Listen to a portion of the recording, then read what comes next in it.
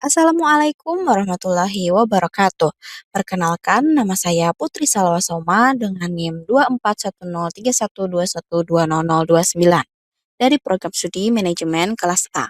Pada kesempatan kali ini, saya ingin mempresentasikan jawaban ujian akhir semester mata kuliah perilaku organisasi. Dalam video ini, saya akan membahas beberapa materi, yaitu servant leadership, power, organization, struktur, human research management, dan organization change berdasarkan konsep yang terdapat dalam buku Robbins and Judge serta Greenleaf. Baik, langsung saja. Yang pertama, apa itu servant leadership menurut Greenleaf? Jadi, servant leadership adalah gaya kepemimpinan yang mengutamakan melayani orang lain terlebih dahulu, baru kemudian memimpin. Seseorang pemimpin tidak hanya fokus pada hasil kerja, tetapi juga membantu anggota tim untuk berkembang.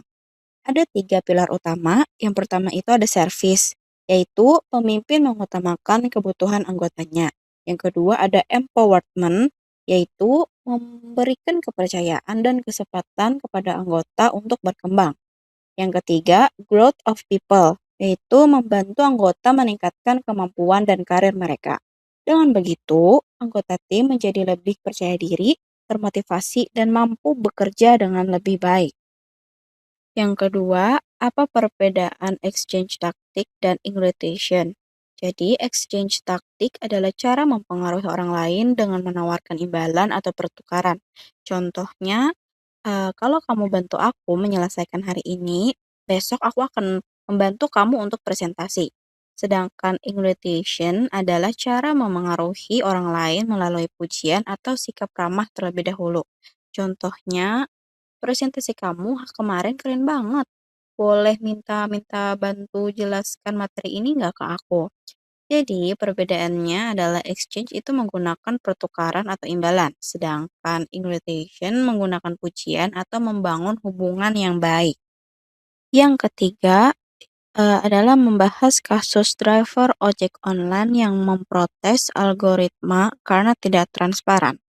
Jadi, kalau dari sisi power, perusahaan itu memiliki kekuasaan karena mengendalikan algoritma, pembagian order, dan pemberian insentif. Jadi driver itu bergantung pada sistem, sehingga posisi tawarnya lebih rendah. Kalau dari sisi justice, terdapat masalah pada procedural justice karena proses pembagian order dan bonus tidak transparan. Akibatnya, driver merasa diperlakukan tidak adil. Sedangkan kalau dari sisi work design, pekerjaan menjadi kurang baik karena driver memiliki kontrol yang terbatas, target sering berubah, dan sistem tidak memberikan umpan balik yang jelas. Hal ini dapat menurunkan motivasi dan kepuasan kerja. Yang keempat, jika tes promosi terlalu mahal, bagaimana cara memilih karyawan yang tetap adil? Berikut beberapa alternatif yang dapat dilakukan, yaitu menggunakan penilaian kinerja yang konsisten, melakukan wawancara terstruktur, meminta penilaian dari atasan maupun rekan kerja, memberikan studi kasus sederhana yang sesuai dengan pekerjaan, serta melihat prestasi dan pengalaman kerja. Dengan kriteria yang sama bagi semua kandidat, proses promosi tetap objektif, adil, dan tidak memerlukan biaya yang besar. Yang terakhir, mengapa kantor cabang di Papua menolak cara kerja dari kantor pusat? Karena cara kerja yang diterapkan di Papua itu sudah sesuai dengan budaya lokal dan terbukti memberikan hasil yang baik.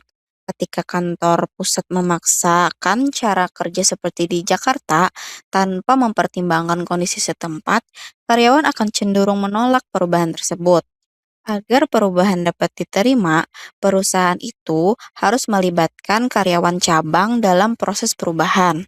Jadi, melakukan komunikasi dua arah, menyesuaikan kebijakan dengan budaya lokal, menerapkan perubahan secara bertahap, dan mengevaluasi hasilnya bersama. Dengan cara tersebut, perusahaan akan lebih mudah diterima karena tetap menghargai kondisi dan budaya di setiap daerah. Kesimpulannya, perilaku organisasi membahas bagaimana individu, kelompok, dan organisasi saling berinteraksi untuk mencapai tujuan bersama. Dari materi yang telah dibahas tadi, dapat dipahami bahwa seseorang pemimpin yang baik tidak hanya berfokus pada hasil, tetapi juga mampu melayani dan mengembangkan anggotanya. Selain itu, penggunaan kekuasaan harus dilakukan secara tepat dan etis agar tercipta hubungan kerja yang baik. Organisasi juga perlu menciptakan sistem kerja yang adil, transparan, dan mampu meningkatkan motivasi karyawan. Dalam pengelolaan sumber daya manusia, proses promosi harus dilakukan secara objektif meskipun dengan anggaran yang terbatas. Dan terakhir, setiap perubahan organisasi harus mempertimbangkan budaya serta kondisi di setiap daerah agar perubahan dapat diterima dan berjalan dengan efektif.